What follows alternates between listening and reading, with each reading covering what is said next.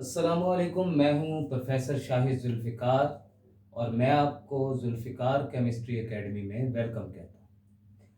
आज हमारा जो टॉपिक है वो वैसे तो इंट्रोडक्शन ऑफ हाइब्रिडाइजेशन है, लेकिन क्योंकि हाइब्रिडाइजेशन से पहले हमें ये जानना ज़रूरी है कि आखिर बॉन्ड क्या होता है और बेसिकली बॉन्ड्स की कितनी टाइप्स होती हैं।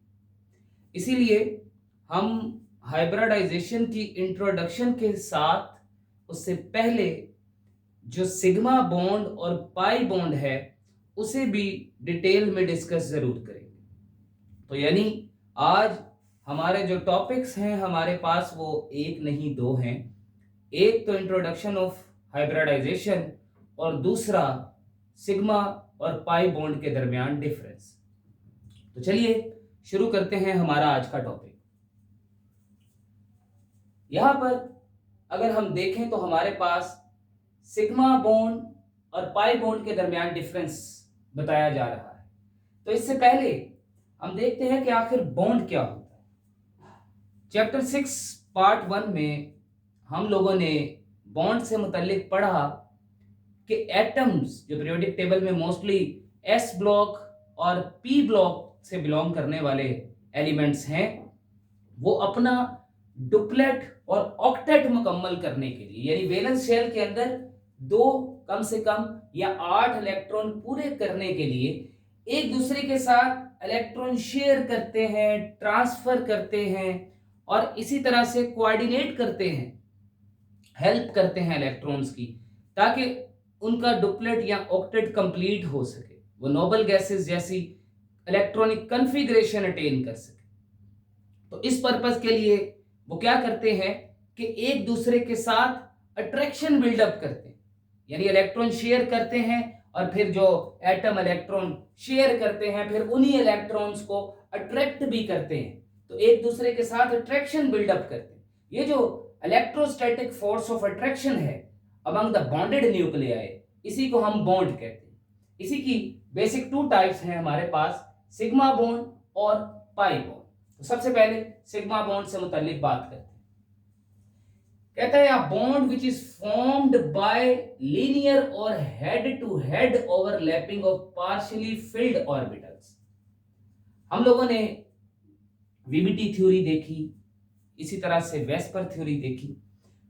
उन थ्योरीज में हम लोगों ने क्या देखा कि बॉन्ड एटम्स के वो वैलेंस शेल के वैलेंस ऑर्बिटल्स या सब ऑर्बिटल्स बनाते हैं जिनमें इलेक्ट्रॉन्स की तादाद जो है वो हाफ हो। Fully filled orbitals pure covalent bond नहीं बनाते, यानी अगर किसी और सब ऑर्बिटल के अंदर 2 इलेक्ट्रॉन होने चाहिए और उसमें 2 इलेक्ट्रॉन है तो फिर वो म्यूचुअल शेयरिंग नहीं करता। इसी तरह से अगर किसी वैलेंस शेल के वैलेंस ऑर्बिटल के वैलेंस सब ऑर्बिटल के अंदर इलेक्ट्रॉन मौजूद ही नहीं है तो फिर भी वो म्यूचुअल शेयरिंग के अंदर जो है वो पार्टिसिपेट नहीं कर सकता। यानी कोवलेंट बॉन्ड सिर्फ वही ऑर्बिटल या सब ऑर्बिटल बना सकते हैं जो पार्शियली फिल्ड हों, यानी अगर उनमें 2 इलेक्ट्रॉन होने चाहिए तो उनमें 1 इलेक्ट्रॉन हो। आगे जाकर हम इससे मुताल्लिक बात करेंगे। और फिर उसने कहा कि पार्शियली फिल्ड होने के साथ साथ वो हेड टू हेड ओवरलैप करें, मिक्सअप करें, इंटरमिंगल करें। इससे मुताल्लिक मैं अभी ये पॉइंट्स आप लोग सुनिएगा, मैं फर्दर डायग्राम पर पहुंचकर आप लोगों को इससे मुताल्लिक एक्सप्लेन जरूर करूंगा। सेकंड है हमारे पास पाई बॉन्ड, कहता है which is formed by parallel और side to side overlap. Sigma bond head to head overlap करके बनता है, जबकि ऑर्बिटल्स अगर साइड टू साइड या पैरेलल ओवरलैपिंग करें तो फिर हमारे पास जो है वो पाई बॉन्ड बनता है। Second point, electronic charge density यानी इलेक्ट्रॉनिक क्लाउड या शेयरिंग, जो शेयर्ड इलेक्ट्रॉन्स हैं उनके बारे में बात कर रहा है, is present on bond axis between the 2 nuclei, यानी जो 2 एटम आपस में बॉन्ड बना रहे हैं उनके जो ऑर्बिटल्स उस बॉन्ड में हिस्सा ले रहे हैं उन दोनों के न्यूक्लियाई के दरमियान वो इलेक्ट्रॉन होने चाहिए जो वो शेयर कर रहे हैं। Electronic charge density present above and below bond axis of the two nuclei, यानी पाई बॉन्ड एक ऐसा बॉन्ड है जिसके अंदर जब बॉन्ड बनेगा तो फिर जो ऑर्बिटल या सब ऑर्बिटल आपस में इलेक्ट्रॉन शेयर करके उन्हें अट्रैक्ट करके एक अट्रैक्शन यानी बॉन्ड बना रहे हैं, तो वो जो बॉन्डेड न्यूक्लियाई हैं उनके बॉन्ड एक्सेस यानी जो उन दोनों के न्यूक्लियस के दरमियान एक लाइन मौजूद है जो दोनों के न्यूक्लियाई को आपस में जोड़ रही है, उस लाइन के या तो इलेक्ट्रॉनिक क्लाउड यानी इलेक्ट्रॉन्स या तो अबव होंगे या बिलो होंगे, यानी उस लाइन के दरमियान में नहीं होंगे। जैसे सिग्मा बॉन्ड में लाइन के दरमियान में होते हैं, दोनों न्यूक्लियाई के दरमियान में इलेक्ट्रॉनिक रीजन होता है, लेकिन पाई बॉन्ड में above and below the nuclear.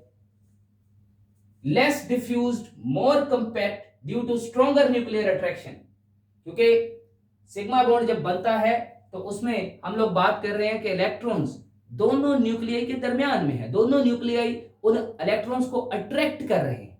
इस तरह से एक न्यूक्लियाई उन इलेक्ट्रॉन्स को अट्रैक्ट करता है, फिर दूसरा भी उन इलेक्ट्रॉन्स को अट्रैक्ट करता है, तो दोनों न्यूक्लियाई करीब आ जाते हैं। इस तरह इलेक्ट्रॉनिक क्लाउड जो है वो श्रिंक हो जाता है, कंपैक्ट हो जाता है, ज्यादा डिस्पर्स नहीं होता, ज्यादा वो डिफ्यूज नहीं होता, फैलता नहीं है ज्यादा, तो मतलब वो शॉर्टर एंड स्ट्रॉन्गर बॉन्ड है।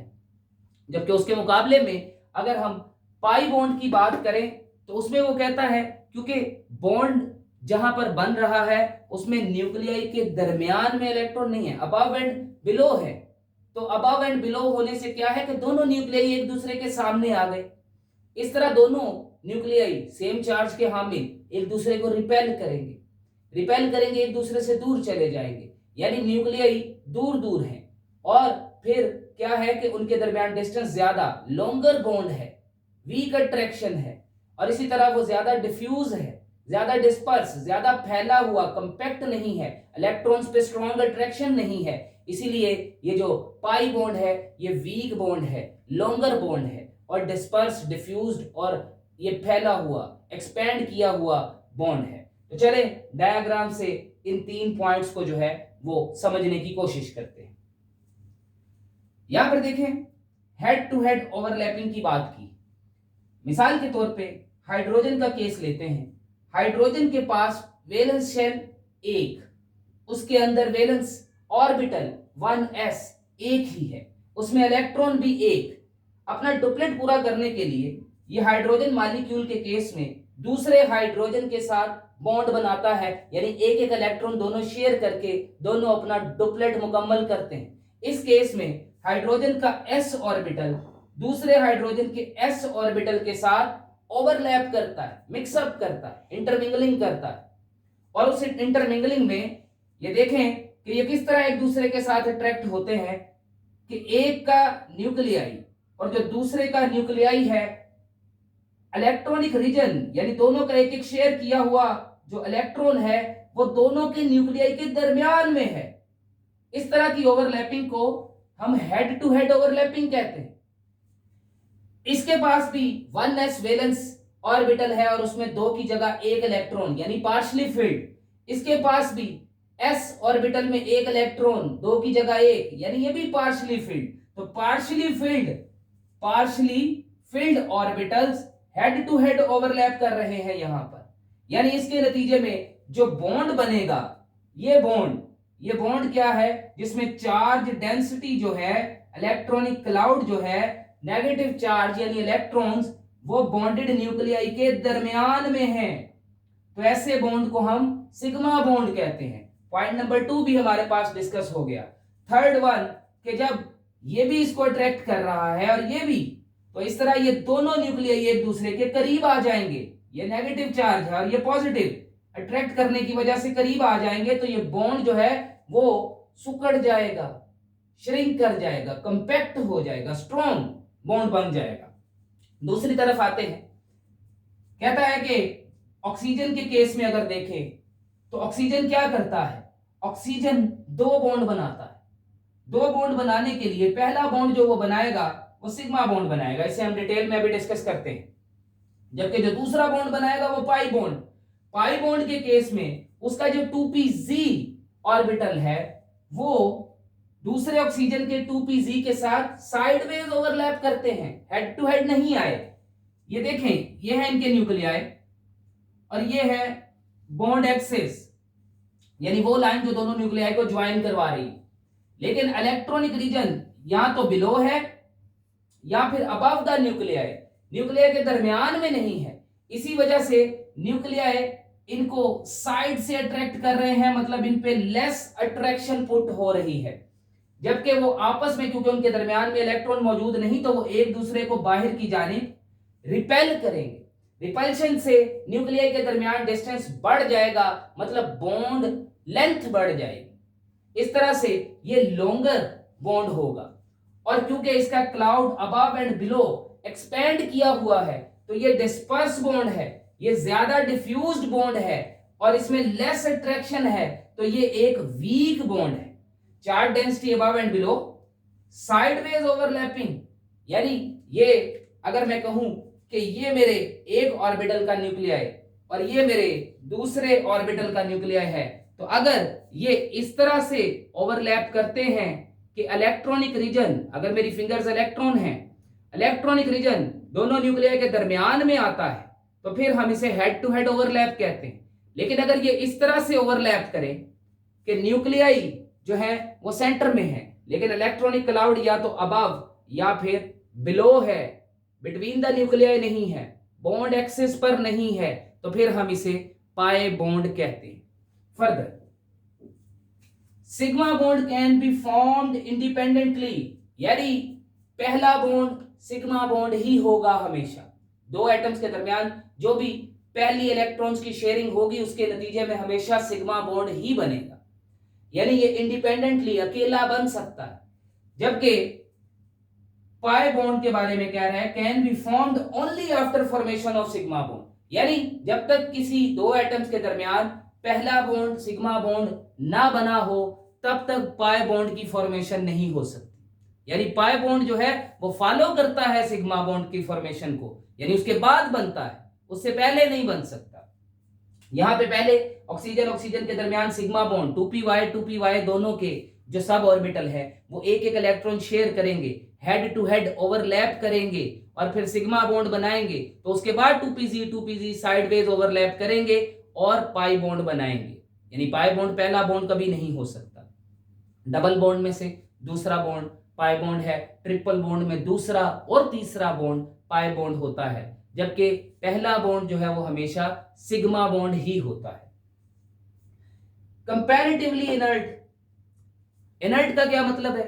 यानी लीस्ट रिएक्टिव है, बड़ा स्लो रिएक्शन देगा, फौरन से किसी दूसरे मॉलिक्यूल के साथ वो मॉलिक्यूल जिसमें सिग्मा बॉन्ड है वो फौरन से रिएक्ट नहीं करेगा, क्योंकि ये बॉन्ड स्ट्रॉन्ग है, स्ट्रॉन्ग अट्रैक्शन से बना है, इसका चार्ज कंपैक्ट है, तो साइड से आने वाले मॉलिक्यूल्स के एटम इसके ऊपर स्ट्रॉन्ग अट्रैक्शन पुट नहीं कर सकते, इसे आसानी से डिस्पर्स नहीं करवा सकते, इसे आसानी से ब्रेक नहीं करवा सकते। इसीलिए जिनमें सिग्मा बॉन्ड मौजूद हो वो मॉलिक्यूल इनर्ट होते हैं, लीस्ट रिएक्टिव होते हैं। जबकि पाई बॉन्ड की अगर हम बात करें तो क्योंकि वो फैला हुआ मोर डिफ्यूज मोर डिस्पर्स बॉन्ड है, तो साइडवेज एटम जो साइड से मॉलिक्यूल आएंगे वो उसके ऊपर अट्रैक्शन जो है वो पुट करेंगे और उस बॉन्ड को, वो पहले से ही एक्सपेंड हुआ है, उस बॉन्ड को वो जो है वो और ज्यादा डिफ्यूज करवाएंगे। तो इस तरह से उसका टूटना, उसका ब्रेक होना सिग्मा की निस्बत ज्यादा आसान है, तो इसीलिए उसके लिए कम एनर्जी चाहिए होगी, आसानी से टूटेगा, जल्दी जो है उसके एटम दूसरे मॉलिक्यूल के एटम के साथ रिएक्ट कर सकेंगे। तो लिहाजा जिनमें पाई बॉन्ड मौजूद हो वो मॉलिक्यूल ज्यादा रिएक्टिव होते हैं, यानी वो तेजी से रिएक्ट करते हैं। Point number 6, formed between hybrid orbitals comparatively of low energy. Hybridization अभी हम डिस्कस करेंगे, तो उसमें आप लोग देखेंगे हाइब्रिड ऑर्बिटल्स कौन से ऑर्बिटल्स होते हैं। लेकिन यहाँ पर यही याद रखिए कि हाइब्रिड ऑर्बिटल्स ऐसे ऑर्बिटल्स हैं जो सेटिस्फाइड होते हैं, लो एनर्जी के होते हैं, प्रॉपर उनकी जो ऑर्बिटल्स की ओरिएंटेशन होती है, उनके अंदर प्रॉपर इलेक्ट्रॉनिक कॉन्फ़िगरेशन होती है, वो ज्यादा स्टेबल होते हैं। तो स्टेबल ऑर्बिटल से हमेशा सिग्मा बॉन्ड बनेगा, जबकि जो अनस्टेबल ऑर्बिटल्स होंगे, हाई एनर्जी के ऑर्बिटल्स होंगे, अनहाइब्रिडाइज्ड ऑर्बिटल्स होंगे, जिनमें प्रॉपर ओरिएंटेशन नहीं होगी, वो हमेशा पाई बॉन्ड बनाएंगे। मतलब जिनमें जो अनहाइब्रिडाइज्ड होंगे उनमें या तो ओवरलैपिंग होगी ही नहीं, या फिर हम कहते हैं कि लेजर ओवरलैप्ड होंगे, कम ओवरलैप्ड होंगे। जो ज्यादा ओवरलैप होंगे, जिनमें प्रॉपर ओवरलैपिंग होगी, जिनमें हाइब्रिडाइजेशन होगी, वो हमेशा सिग्मा बॉन्ड बनाएंगे। तो चलें नेक्स्ट हम चलते हैं हाइब्रिडाइजेशन की तरफ, ताकि पॉइंट नंबर 6 और 7 हमें प्रॉपर तौर पर क्लियर हो सके। एटॉमिक ऑर्बिटल हाइब्रिडाइजेशन क्या है? कहता है कि एटम्स को क्योंकि अपना डुप्लेट या ऑक्टेट मुकम्मल करने के लिए बॉन्ड बनाने हैं। अब जिन एटम्स ने मल्टीपल बॉन्ड्स बनाने हैं, एक से ज्यादा बॉन्ड बनाने हैं, 2 बॉन्ड, 3 बॉन्ड, 4 बॉन्ड जिन्हें बनाने हैं, तो वो एटम क्या करते हैं? वो ओवरलैपिंग करते हैं, वो इंटरमिंगलिंग करते हैं, वो इंटरमिक्सिंग करते हैं, हाइब्रिडाइज्ड होते हैं, ताकि वो अपने आप को तैयार कर सकें कि मैक्सिमम जितनी बॉन्डिंग उन्होंने करनी है वो उतनी बॉन्डिंग कर सके। तो वो अपने आप को प्रिपेयर करने के लिए कि ताकि अपनी वैलेंसी को वो सेटिस्फाई कर सकें, अपने आप को वो स्टेबलाइज कर सकें, वो अपने मैक्सिमम नंबर ऑफ बॉन्ड्स बना सकें, उससे पहले वो पॉलीवेलेंट एटम, वो सेंट्रल एटम, कंपाउंड में मौजूद मैक्सिमम नंबर ऑफ बॉन्ड्स बनाने वाले एटम हाइब्रिडाइज करते हैं, उनके अपने ऑर्बिटल्स एक दूसरे के साथ मिक्सअप करते हैं, एनर्जी बांटते हैं, शेप शेयर करते हैं, इलेक्ट्रॉन्स शेयर करते हैं।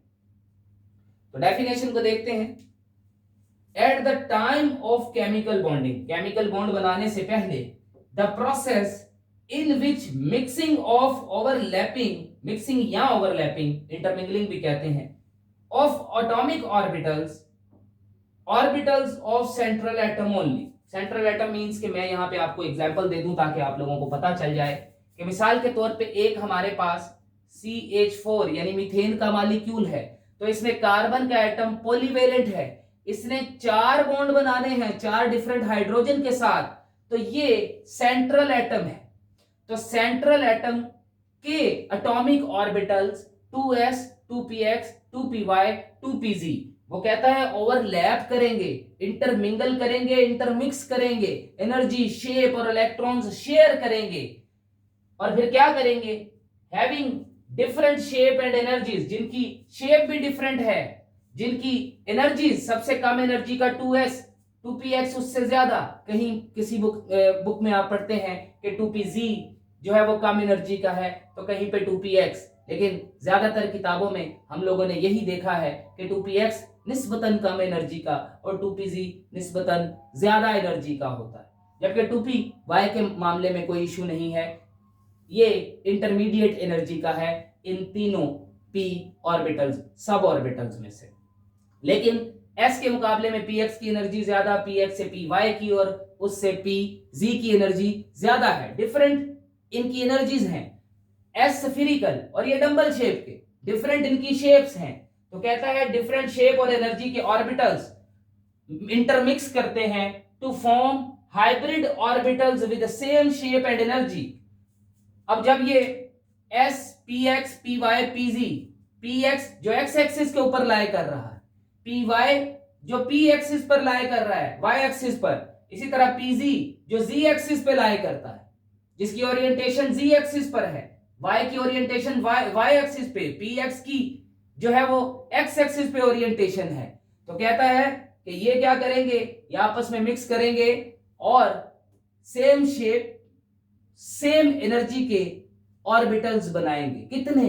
जितने एटॉमिक ऑर्बिटल्स होंगे उतने ही नए ऑर्बिटल्स बन सकते हैं। अगर ये 1 2 3 4 हैं तो ये मिक्स होकर 4 ही नए हाइब्रिड ऑर्बिटल्स बनाएंगे, जिनकी एनर्जी और शेप सेम होगी लेकिन ओरिएंटेशन डिफरेंट होगी।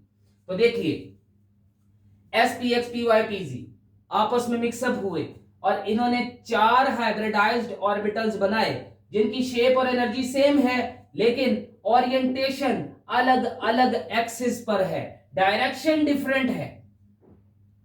तो लिहाजा यह हाइब्रिडाइजेशन क्यों हुई, किस वजह से हाइब्रिडाइज करना पड़ा इन्हें? अगर हम कार्बन एटम ही की मिसाल लेते हैं तो कार्बन एटम में देखिए कि वैलेंस शेल के अंदर जो वैलेंस ऑर्बिटल या सब ऑर्बिटल्स हैं उनमें 2s के पास 2 इलेक्ट्रॉन पूरे हैं, इसे बॉन्ड बनाने की जरूरत नहीं।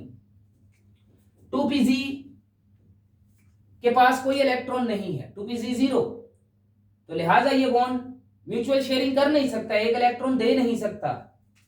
2px 2py पार्शियली फिल्ड हैं, लिहाजा ये दो सिर्फ बॉन्ड बनाएंगे, तो इस कॉन्फ़िगरेशन के मुताबिक तो ये डाइवेलेंट है, मैक्सिमम 2 बॉन्ड बना सकता है। लेकिन इसे अपनी वैलेंसी पूरी करने के लिए 4 इलेक्ट्रॉन मजीद चाहिए, 4 बॉन्ड इसको बनाने हैं। तो इसी वजह से इसको हाइब्रिडाइजेशन करनी पड़ेगी ताकि ये हाइब्रिडाइज्ड हो, और हाइब्रिडाइज्ड करके ये अपने ये जो ऑर्बिटल्स है इन्हें तैयार करे, इन्हें प्रिपेयर करे कि ये 4 बॉन्ड बनाए। उस पर्पस के लिए 2s से हम आगे जाके पढ़ेंगे कि एक इलेक्ट्रॉन 2pz में जंप कर जाएगा, यानी 2s में भी एक इलेक्ट्रॉन रह जाएगा और 2pz में भी एक इलेक्ट्रॉन, तो सब में एक एक इलेक्ट्रॉन, तो सभी बॉन्ड बनाने की पोजीशन में आ जाएंगे। ठीक है, तो ये 4 बॉन्ड बना सकेंगे। फिर ये आपस में शेप क्यों शेयर करते हैं, एनर्जी क्यों शेयर करते हैं, तो उसका भी हम देखेंगे कि ये सब लो एनर्जी पे जाना चाहते हैं ताकि ये स्टेबल हो और सिग्मा बॉन्ड बनाए। ये सब शेप इसलिए शेयर करते हैं कि s और p वाली शेप का बैरियर ना रहे, इलेक्ट्रॉन को s से p में और p से s में जंप करने में जो मुश्किल दरपेश है वो ना आए, एक इंटरमीडिएट शेप का, एक इंटरमीडिएट एनर्जी का ऑर्बिट जो है वो ऑर्बिटल बना लें कि अगर किसी दूसरे एटम के s से बॉन्ड बने तो तब उसमें आसानी से इलेक्ट्रॉन जा सके, किसी एटम के p से बॉन्ड बने तो उसमें भी इलेक्ट्रॉन आसानी से जा सके। तो इसीलिए ये p और s के दरमियान एक जो शेप है वो बना लेते हैं ताकि s और p के दरमियान जो एनर्जी बैरियर है उसको ये खत्म कर सके, ताकि s अगर होगा वो p से बॉन्ड बनाएगा तो फिर इलेक्ट्रॉन को s से p में जाने के लिए हमेशा एनर्जी चाहिए होगी, p से s में आने के लिए हमेशा एनर्जी रिलीज करनी होगी। लेकिन अगर दोनों के दरमियान की शेप और एनर्जी होगी तो फिर बहुत ज्यादा एनर्जी रिलीज करने की जरूरत नहीं है s में आने के लिए, और बहुत ज्यादा एनर्जी एब्जॉर्ब करने की भी जरूरत नहीं है p में जाने के लिए। इसीलिए ये अपनी शेप भी चेंज करते हैं और अपनी एनर्जी भी जो है वो चेंज कर लेते हैं ताकि ये एक इंटरमीडिएट टाइप का ऑर्बिटल बना सके। तो यहां पर अब जरा फर्दर हम देखते हैं important points about hybridisation.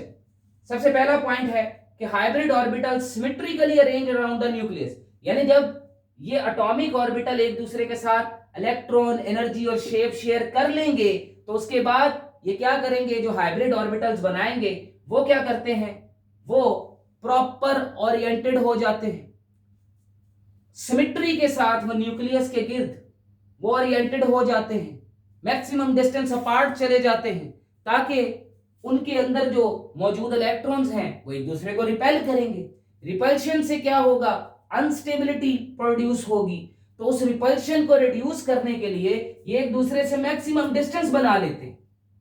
Second point, angle between hybrid orbitals must be equal, क्योंकि ये प्रॉपर ओरिएंटेड हैं, सिमेट्रिकली ओरिएंटेड हैं, एक दूसरे से जो है वो इक्वल डिस्टेंस पर हैं, तो फिर हर जो हाइब्रिड ऑर्बिटल है उसके दरमियान जो बॉन्ड एंगल होगा वो भी इक्वल होगा। जैसे कि मीथेन के केस में अगर मैं बात करूं तो 109.5 डिग्री का एंगल होता है, तो फिर इन तमाम ऑर्बिटल्स के दरमियान जो एंगल होगा वो 109.5 डिग्री का ही होगा।